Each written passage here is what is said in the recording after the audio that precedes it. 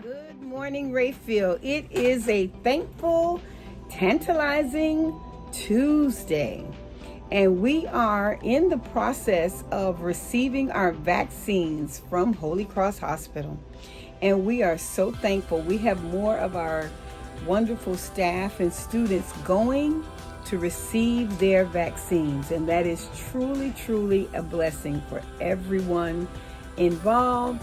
And it is so wonderful that Holy Cross and other hospitals and other entities are taking the time to be community minded and help others. So I want to say thank you to the staff at Rayfield for being so caring and so concerning to go ahead and get their vaccines, because many of our students were vaccinated in their group homes, and so therefore they don't have to be vaccinated with us. It's just our staff who now is taking the time and making the effort to get that done. We are continuing our studies on self-care and managing stress, reducing anxiety, and increasing our well-being here at Rayfield. On yesterday, we talked about socialization skills and how to be a better person in the community, in our family, in our homes, in our group homes, with our caregivers, how to just be a better person all the way around. And as you know, we have to work on ourselves first. So let me start again with our social self-care and making our social self-care a reality. Now today, I want to talk for a few minutes on how to be a better friend, what being a better friend looks like. How do you want to feel with your friends? And how would you need to know the difference when you are being a good friend and when you're not being a not so good friend? What's the difference? How does that make you feel? And what can you do differently to be a better friend? So we're going to come up with a vision. We're going to create a vision in our notebook on how to be a better friend. Okay? Let's start thinking about being a better friend. And what does that look like? For example, let me think of a sentence that I can come up with.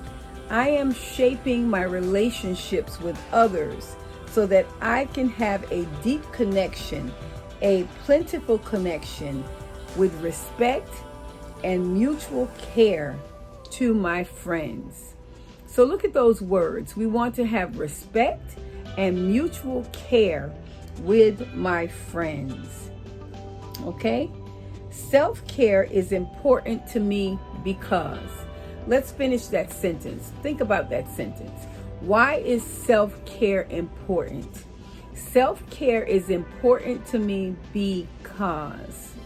I'm going to use the same sentence or the same things that we're talking about.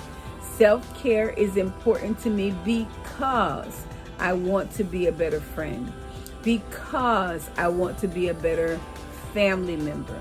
I want to be a better cousin, better uncle, better church person. I just want to be a better person all the way around. Now that you've thought about this vision of how you want to be as a person and how you want to be a better friend and better self-care, let's make our vision a reality. How can we do that? In our busy lives, we have so many obligations. So we have work, we have our chores, we have our virtual school that we look at if we're not in school. We have our on-campus school time if we're on campus for school and for piecework. We have to prioritize our time so that we have time to be a better friend or a better family member or a better cousin. We have to prioritize our time, and we have to set aside some time for those relationships that we want to improve. How do we do that? So we're going to start by setting aside some time. Now, in our book on self-care, it talks about if you've been hurt before by a relationship, you might not want to get back in a relationship. And I don't mean a romantic relationship, any relationship, a friendship, a cousin, an aunt or uncle. If you had a bad experience with someone, you might be saying, I don't think I want another relationship with that person or this person. However, we have to be forgiving and we have to be kind. And even though we may not extend ourselves as far as we used to, we have to give it a try and get started with being a better part of the relationship, because it's not always someone else. Maybe you contributed to whatever part of the relationship went bad. So let's start over and let's try again. So first, I want you to visualize in your mind, what does it look like for me to be a better friend? What things do I need to do to be a better friend? So I'm going to list some things that I can do to be a better friend. If we're having a family gathering, maybe I can bring the drinks. If I can't cook, maybe I can just take some of my piecework money and buy a package of drinks to bring to the gathering. Maybe a gallon of punch might cost me $1 from the dollar store, or a big liter soda might cost me $1. Or maybe I can bring cups. You can buy 20 cups for $1. But make some type of contribution so that you are contributing to the gathering. That's being a good friend. That's being a good family member. You're contributing to the family gathering. And even though we want to be better, sometimes we have to see ourselves the way others see us. Well, Johnny always comes, but he doesn't bring anything. So let's make sure that we contribute. So now we're going to create a social self-care plan. Remember, I said first we want to see ourselves. What does that look like? What does a good friend look like? What does a good family member look like? What does a good church member look like? When I come to church, am I dressed appropriately? Am I friendly? Do I say good morning, everyone? How am I overall in contributing to being a better friend, a better family member, a better church member, or whatever better you want to be? Whatever relationship you're in that you want to improve, what are the things that you need to do to improve that relationship? We're not looking at everybody else. We're not talking about everybody else. We're looking inside ourselves to see, how can I be a better person? Okay? Let's list on our list. We're going to get our notebook out and we're going to make a list. Okay? What are my favorite things to do? In improving my social time, I got to think about, what social time do I need to improve? So what are my favorite things that I need to do? Okay? So we're going to think about for next month and the end of this month. Let's list some of the things that we want to do and we want to be better at them. And now let's list some of the people that we want to do those things with. Is it Aunt Mary? Is it Aunt Sue? Is it Uncle Johnny? Is it one of the caregivers at my group home? Is it someone in the community? Is it someone at school in Rayfield? Who are the people you want to engage with and have this better social time? Who are they? List those people. Okay? Then you're going to look at the calendar. Let me show you my little calendar sitting here. Then you're going to look at your calendar. That's my March calendar. And I'm going to choose 3 dates on this calendar that I want to do something social.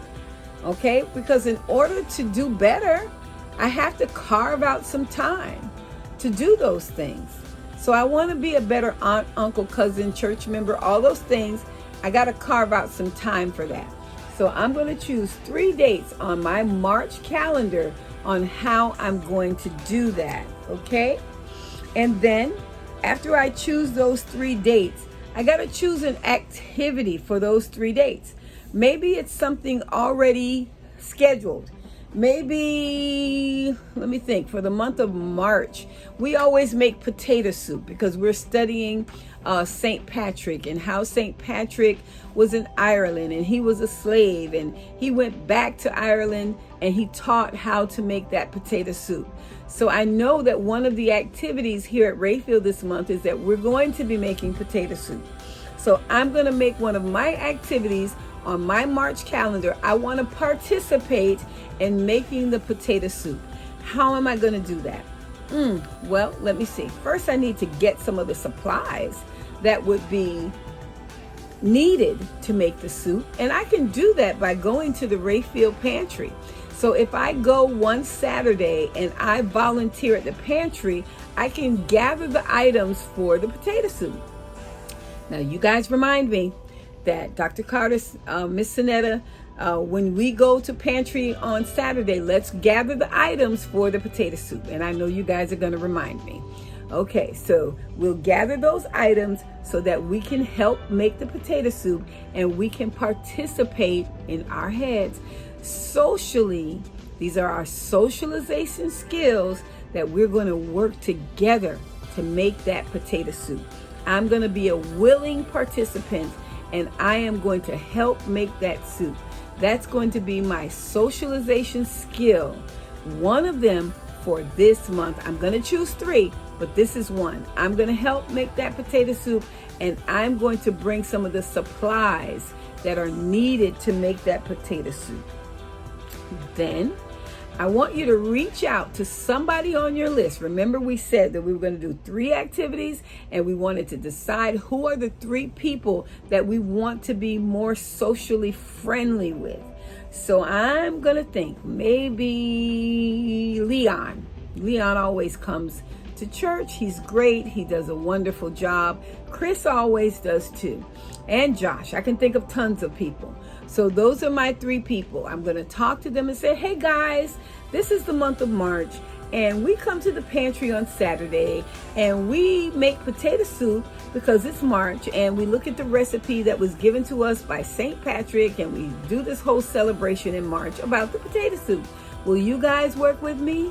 Can we work together and be a contributor to the activity for the potato soup? So I chose 2 people. I chose 3 people to help with that and people that I want to build my socialization skills with.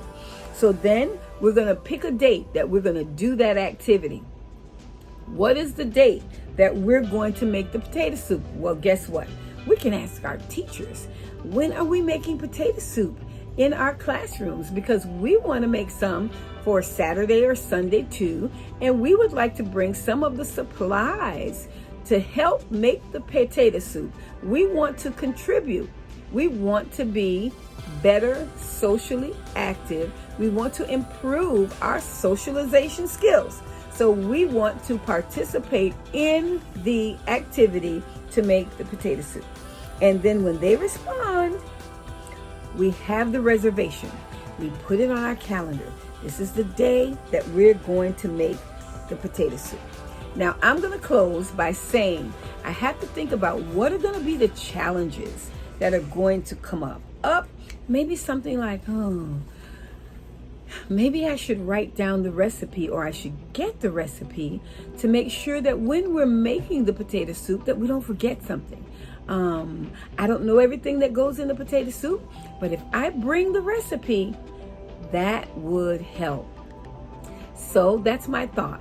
What are one of the barriers? What could possibly go wrong when we're making that potato soup? And how can I help things be better? Well, I think I can help things come better or be better, by bringing the recipe for the potato soup. How about that? That makes me a great family member, great friend, great church member, great cousin, uncle, whatever I'm trying to improve, whatever relationship that person is with me, and I'm trying to improve that relationship, I'm going to contribute by bringing the recipe. I'm coming on Saturday. I'm getting some of the ingredients. I'm bringing them with me. I'm scheduling a date to make the potato soup with my friends. I'm going to be a better socialized person. Socially, I am behaving better. I'm improving my social skills. Okay? And in improving my social skills, I am improving my anxiety, my well-being, and managing my stress. Well, I've talked a lot about potato soup, but the bottom line is improving my social skills and improving my relationships with others. That's my ultimate goal, is increasing my social skills. Well, this is Dr. Carter, and today is Tantalizing Thankful Tuesday. And we are improving our socialization skills amongst many other skills. And we are virtually strong. I want you guys to stay on your tablets. Make sure that you're watching. You can watch through Facebook. You can watch through YouTube. You can watch all day long. We are here every day, all day for you. And guys and ladies and gentlemen, students that are on campus, we are here, we are with you, and we are improving your skills. Overall, I thank you for watching. We're going to have a great day. As I stated, it's a thankful, or it's a tantalizing Tuesday. I'm always thinking of TT on Tuesday. So it's a thankful Tuesday. We are Rayfield Strong. We are all getting our Holy Cross vaccination so that those of you who are home can get back to school. Let's have a great day. Hi guys, good morning again. I want to share with you a video from last year, 2020. It was our very first video. We started in March with the pandemic, and I just want to share it with you. Just enjoy the video. This is last year at the beginning of the pandemic in March. Let's have a great day. Good afternoon, Rayfield students. It is a pleasure to talk to you today. We're going to be talking about some of the things that we do here at Rayfield while you're not here. A lot of you are at home because we have a pandemic, the coronavirus going along or out there in the world. And I know that it makes you sad that you can't be here at school. However, there's still some things that you can do to occupy your time. So let's try and be positive while these things are going on and use our time wisely. So this is the month of March. Today is March 30th, and I want to document that today is the day that we begin our video coverage of the activities for Rayfield. So since it is March, as you know, we always talk about the March theme. And our theme for this month is Marching to Perfection. And so if you were here at school, these are some of the things that we would be doing. And every day I'm going to come to you and I'm going to talk to you about the things that we would be doing if you were here at school and some of the things you can do at home. And hopefully maybe I can get some information to you at home so you can implement some of these things at home and occupy your time. So this is the month that we would be talking about healthy living and healthy activities and just things to keep ourselves healthy. So we want to talk about good habits and healthy body habits, like keeping our hands clean. And as you know, we always do a lot of hand washing here at Rayfield. So these are some of the things that we need to do, and especially to keep down contagious diseases. By keeping your body clean is one way that you can stay healthy. Washing your hands regularly to prevent the spread of any type of contagious disease. So I'm doing an activity here, so I'm going to put a check mark by the things that we can do to keep ourselves healthy. We can do our hand washing before eating.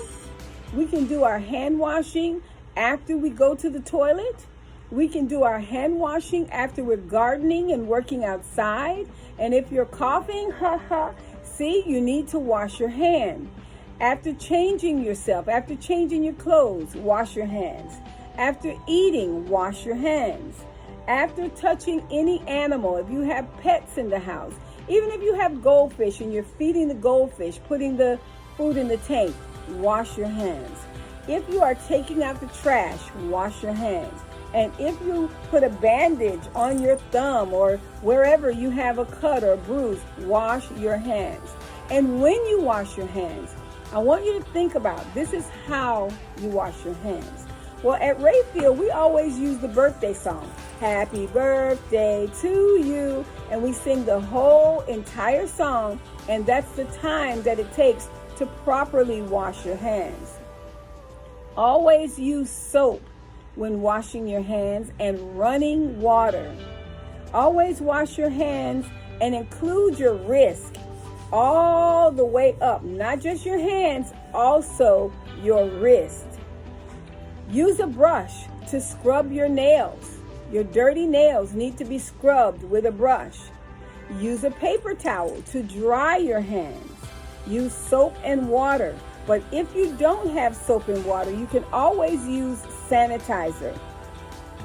Put about a half teaspoon of sanitizer in your hand and rub your hands together until all the sanitizer dries up. And remember that I said make sure that you include your wrist. Those are good habits and healthy body habits that we want you to make sure that you take care of. One of the things we do here in March is we upgrade our first aid kits. As you know, we always keep first aid kits everywhere here at Rayfield. So we go around this month and we make sure that all the first aid kits have everything in it that they need. We make sure we have alcohol, bandages, soap, alcohol wipes, all the things that are needed in a first aid kit. This is the month that we make sure those things are done. We also talked this month, during the month of March, about food hygiene. And that's a whole big other subject, food hygiene.